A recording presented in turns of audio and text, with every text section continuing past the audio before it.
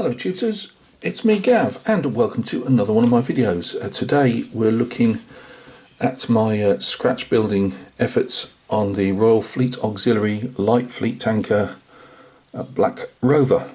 So one of the Rover class tankers, no longer with us now. Black Rover and her sister Gold Rover were the last two, and I think it's 2017 maybe. They went to the breakers in Turkey, I believe. But I've always liked the Royal Fleet Auxiliary ships, and they don't often get a look out in the modelling world type of thing. So I like to, I wanted to have a go on Black Rover. My connection to Black Rover is very tenuous. I was serving in the Falkland Islands on garrison duty as part of the infantry component there, and Black Rover was coming in and out of Mare Harbour, which is near Mount Pleasant base, and I've got a few grainy photographs which somewhere up in the loft of her coming in and out, and yeah, so I chose Black Rover rather than any one of her sister ships for that reason.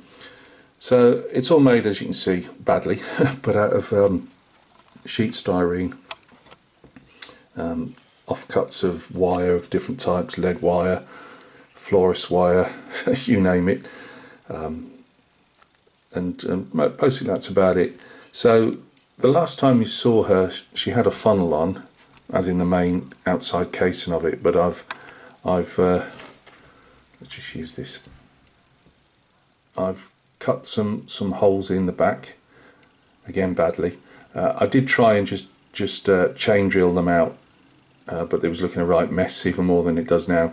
So I ended up cutting the whole slot out and then replacing it with some styrene strips again, and using my method of CA glue mixed with talcum powder to build it up.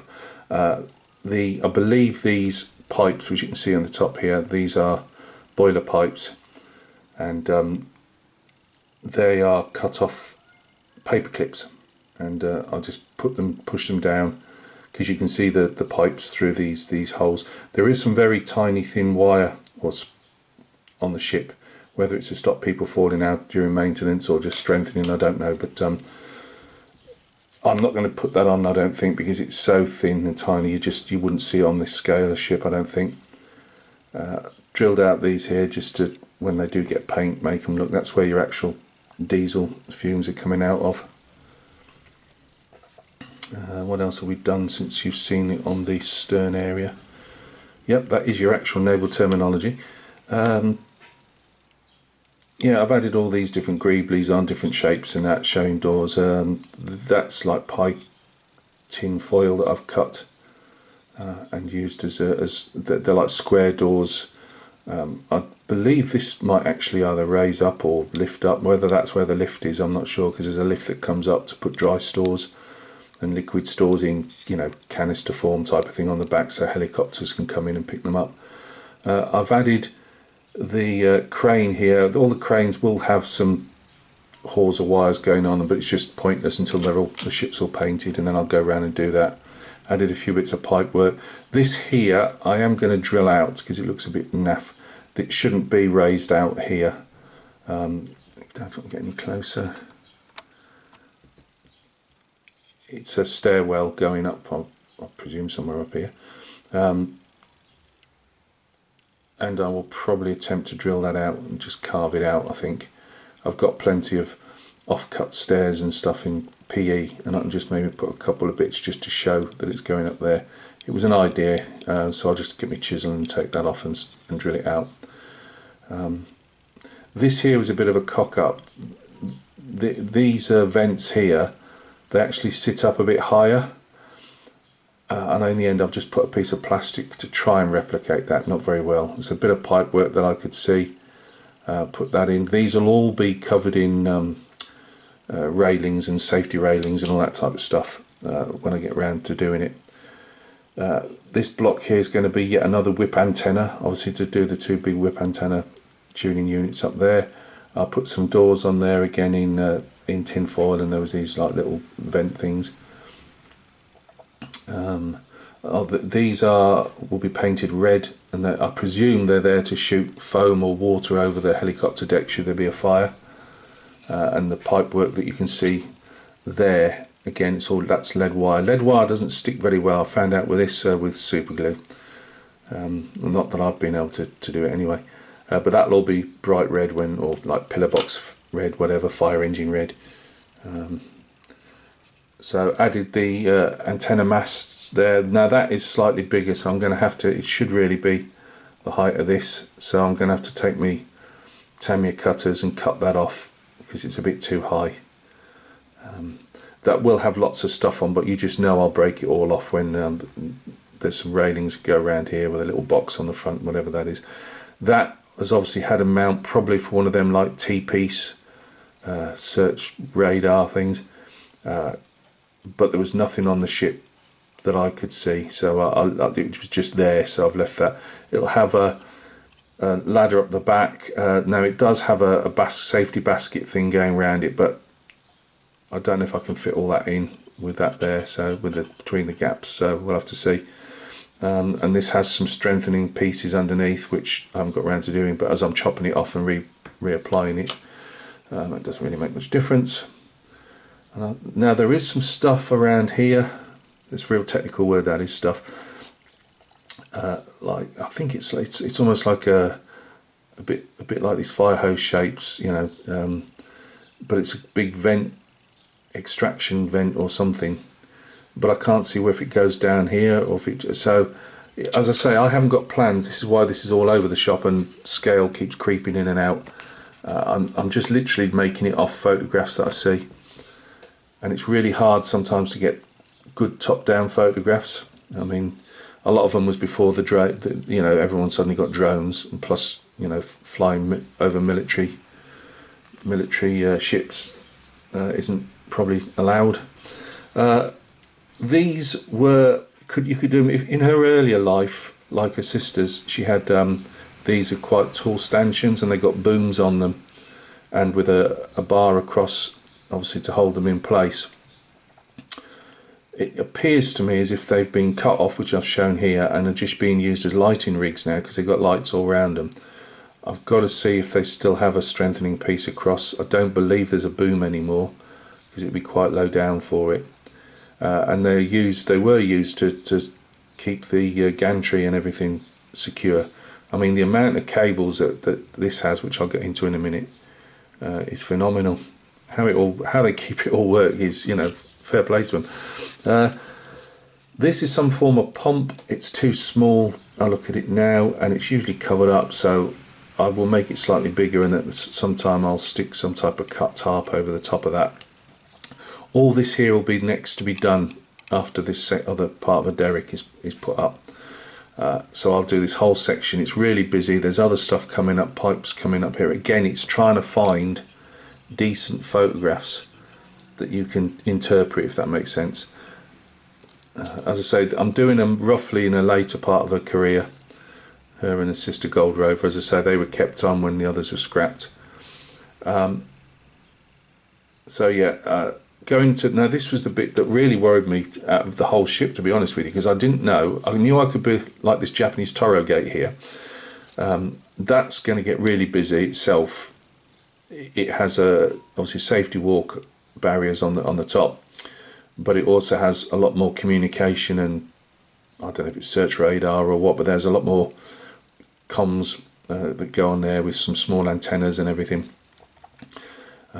Now, I was racking my brains how I could make a plausible frame, you know, for the pipes, because the fuel pipes hang off here. Just give me a second. I shall go into my box of the resin black Rover that I've got, and I'll show you what was replicated in white metal. And this isn't me having a swing at the guys that do this. I'm just trying to show you that's what it was in white metal, more or less, some zigzags pressed into a piece of or cut in, I don't know, to a piece of plastic before it was done in white metal. You can see one of the things there that not massively accurate. as I say, it's not solid. These aren't solid.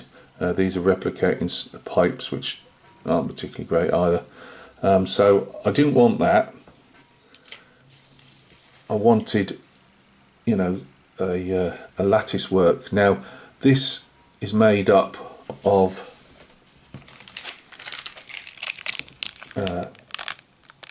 safety rails again. These ones to be. This is I bought this a couple of years ago for about. They're still around the same price from China, and it gives you a few generic ladders and walkways and all that type of stuff. And I'd got the plan to do it in this. I thought, you know what, if I made the box out of this, you know, it would look plausible. Now on top of this stanchion, whatever I don't never know the proper word for it, but there's another piece that will go up 10 mil, and it goes off at an angle into a point, as you can see like that at the top there. I'm leaving that off now because I didn't really want to put this on, but the only way I could see if it worked was it proof of concept, was actually doing it. So I'm leaving that off, but I will make the other one tonight.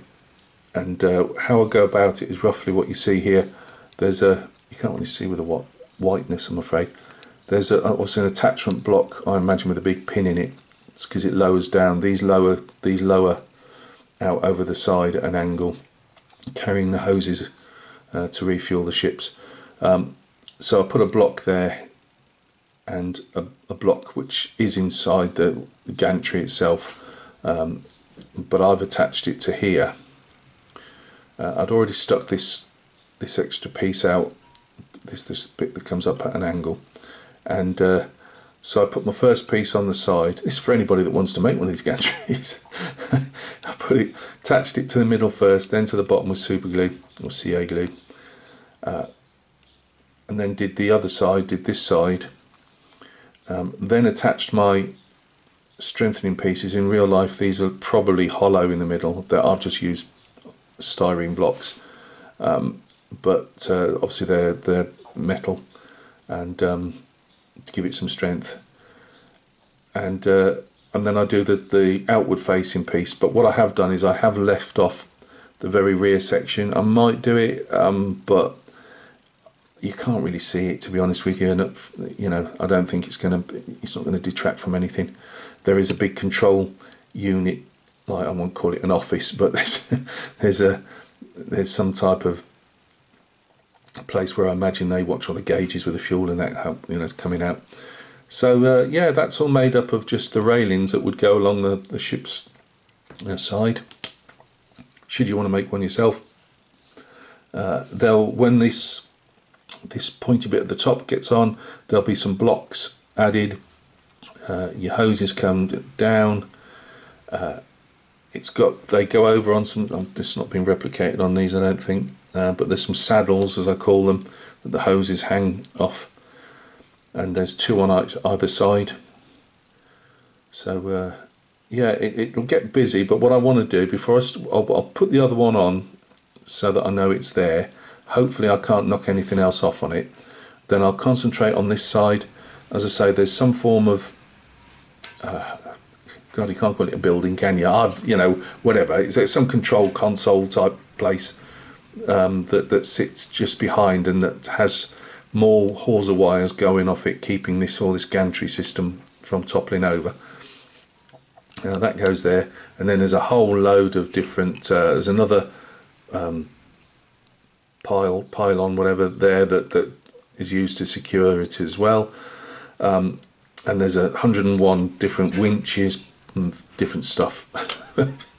Yes, I was an infantryman, not a sailor, and it's really hard to get decent photographs. Really hard. I can get photographs like this looking in, and obviously these were long-lived ships from the early 70s. You know, right the way through. I'd say the last two went through to almost the 2020s.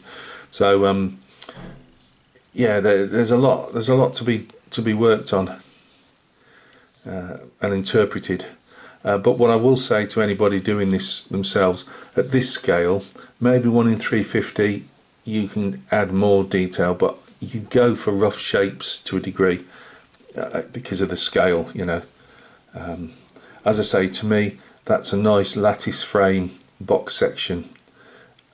Yes, it's not accurate particularly. I mean, the blocks are in the strengthening blocks are properly there. I mean, this middle one, they should be down very slightly and should be maybe a slightly smaller, and that one's definitely should be slightly smaller as well.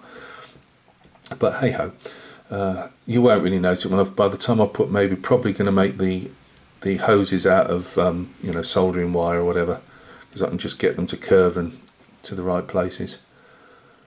And these have got ladders going up the insides, I think, and on these as well I've got to still make some. They're all into these again, like up the back of this one here, they've got those cages around the ladders, if that makes sense, stop you falling backwards. So yeah, there we go. That's our progress on the Royal Fleet Auxiliary Black Rover. Really enjoyed it. I hadn't touched it for a couple of months, and this was really putting me off. Classic Gav, if something puts it off, walk away for a while until you can think of something. Sorry, I really was going to use that in the first place, and I thought to myself, no, I'll get some wire. Well, I've already got, you know, pull some wire out of my stores, and I'll try and make a box section that looks a bit more accurate in where the diagonals are and all this type of stuff on the strengthening points. And it was just it was really horrendous, and I just went, no, go back to the next plan. The other thing as well is it obviously tapers in at the bottom here. All I could do was, as these were ship's railings, was just take from about here. Luckily it disappears out of view, so I left that as the normal ship's railing and then took one section off to go down to the bottom, and it looks, you know, just about right. These pointy bits, as I say, I leave these on first. I'd done one originally because I think one does go into the middle of the box section, but when you come to put your box section on, it obviously, when you put your top rail, this piece that goes here, it won't go with that. So by the time I've done my side pieces, if this sticks out, I snip that off, then it sits flush, and then I re-stick two more pieces on the outside, which obviously locate the booms as they go out, or the derrick, whatever it's called, and I stick them on there once the PE is put in place. Well, that was boring, wasn't it? Not to me, it wasn't. I'm really chuffed with that. I can't think laterally very well, so I'm glad I come up with that. It actually worked. You know, when sometimes you do it and you just, after the night before, when I tried to make little jigs up and try and, it was a whole wasted couple of hours. And if I'd have just carried on with my first plan, which was make it out of these and just go for the effect, you know, yes, it looks like a lattice work type of boom, you know, it's good enough for, I mean, let's face it, nothing else is in scale or looks right on the ship. So yeah, so there we go, doing the other side tonight, but then she's got to get put up for a couple of nights. So I need to finish Dante, because I know what will happen. I'll get stuck into it, then Dante's almost done and he'll just languish for weeks on end. So anyway, for those that have been somewhat interested, thank you very much. I love, as I say, ships, military ships, civilian ships, but you know, particularly particularly post-war Royal Navy and Royal Fleet Auxiliary ships. Royal Fleet Auxiliary is part of the Royal Navy. I've said this before, manned by civilians in military uniform, but with civilian rank, and they're also obligatory Royal Naval reservists. They sail into the war zones just like any other Royal Naval ship. It goes back to, I mean, I am surprised they haven't just rolled it all into the Royal Navy. The problem is now they're having such problems with manning crisis. I think even if they rolled the ships into just under the white ensign, because these fly under a blue ensign, by the way, if they fly under the white ensign, it'd be trying to man the ships, get enough crew to man them, because maybe a lot of people might leave, I don't know. But it's a weird way of doing it in the modern era. Yeah, the ships are mainly manned by Royal Fleet Auxiliary personnel. They do have Royal Navy personnel on board as well, in smaller numbers, often although the Royal Fleet Auxiliary can use light weapons themselves, you know, miniguns, general purpose machine guns, 50 cals, anything like the Phalanx system, which is the the big Gatling guns, and that would have Royal Navy personnel, maybe for signals as well. They may. I mean, again, I'm an ex-soldier talking about sea stuff that I don't know a lot about, but yeah, you know, the Royal Navy's there as well when it's needed to be.